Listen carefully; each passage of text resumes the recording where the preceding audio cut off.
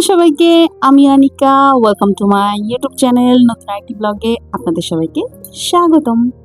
আশা করি আপনারা সবাই খুব ভালো আছেন। হ্যাঁ, আমিও আপনাদের দোয়ায় খুব ভালো আছি। আপনাদের সবাইকে নিয়ে চলেন আরেকটা নতুন ব্লগ শুরু করি।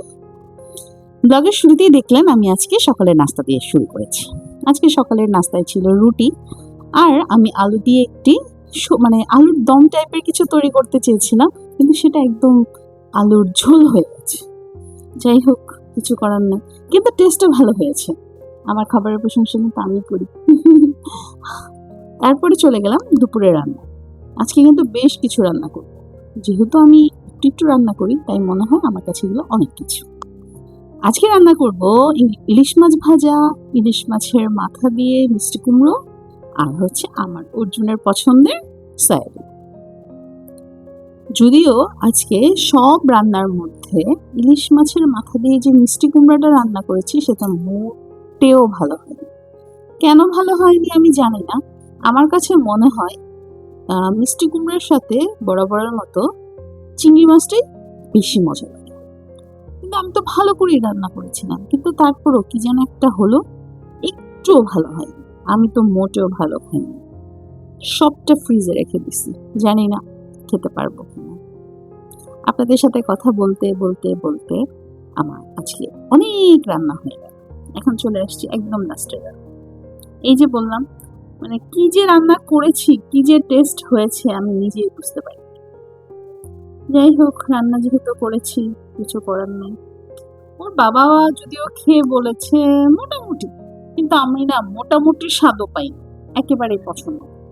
তার মধ্যে আমি ইলিশ মাছের মাথা লেজটাকে আমি আর কি একটু থেতলে নেয় সেটা করে নিয়েছি। কাটায় আরো অবস্থা হয়।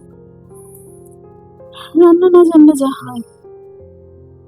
মাঝে মধ্যে মনে হয় যা রান্না করি তাই ভালো, মাঝে মধ্যে মনে হয় কি রান্না করি।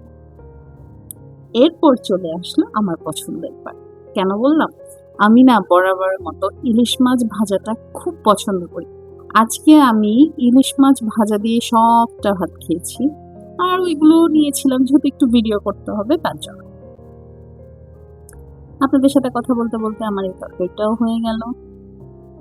তারপরে ওখানে ইলিশ মাছ ভাজাতে আমি আজকে একটু বেশি পেঁয়াজ কাঁচামরিচ দিয়েছিলাম ভাজার সাথে। তো তাতে মনে হয়েছে যেন মাছ ভাজার টেস্টটা আরো দ্বিগুণ বেড়ে গেছে। আমার কিন্তু কথা বলা শেষ, কিন্তু এই পার্টটা এখন আসলো। কি বলবো বলেন? বলেই তো ফেললাম, আবার বলবো? না না, আসলে ভয়েস ওভার দিতে গেলে না মাঝে মধ্যে ভাবি কি বলা যায়, কি বলা যায়, কি বলা উচিত। কেউ যদি আমার কথায় মনে কষ্ট পায়, বা কেউ যদি আমার কথায় মনে করে যে এটা এখানে বলাটা উচিত হয়নি, তাই আর কি খুব ভয় করে। কিন্তু আপনাদের সবার ভালোবাসায় এবং আমার ছোট্ট চেষ্টায় যে আমি এতটুকু করতে পেরেছি নিজের ইচ্ছায়, নিজের চেষ্টায়, এটাই অনেক কিছু। কি বলেন আপনারা, তাই না? একদম তাই। আপনাদের সবার সাথে কথা বলতে বলতে বলতে আমার রান্না বাড়া একেবারে শেষ।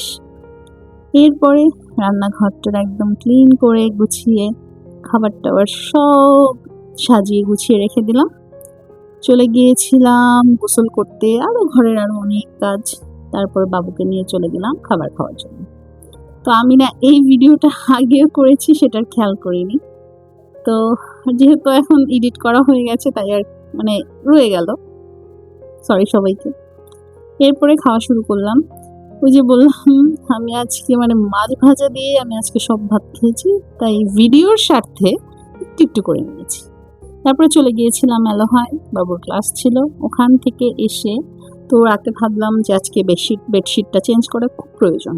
তো ভাবলাম তাহলে ঠিক আছে, সেটাই করে ফেলি।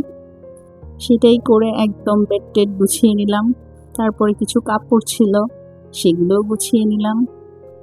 আসলে অনেক কাজ থাকে, তো এটা আমি জানি, এটা আমাদের সবার ক্ষেত্রেই, সংসার মানে অনেক কাজ। ও, আরেকটা মজার পার্ট, আজকে এলোহা থেকে আসার সময় রায়শা বাজারে মুসলিম ট্রেডার্সের যে শপটা থাকে সেখান থেকে কিছু কিছু প্রয়োজনীয় জিনিস নিয়ে আসলাম। সবই যদিও প্রয়োজনীয় না, এই তিনটা খুব প্রয়োজনীয়, কিন্তু বাকি আমি যে এই নেল পলিশটা কেন এনেছি আমি নিজেও জানি না, কারণ আমি নেল পলিশ একেবারেই দেই না। তারপরে একটা লিপ অয়েল এনেছি, সেটাও কেন এনেছি আসলে পছন্দ হয়েছে তাই নিয়ে এসেছি, কিন্তু এগুলো আদৌ ইউজ করব কবে সেটাই জানি না। যাই হোক, আপনাদের সাথে কথা বলতে বলতে তো আমার ভিডিওটা অলরেডি শেষ। তো সবাই ভালো থাকবেন, আমার জন্য দোয়া করবেন, আমিও দোয়া করি। সবাই ভালো থাকেন, টাটা।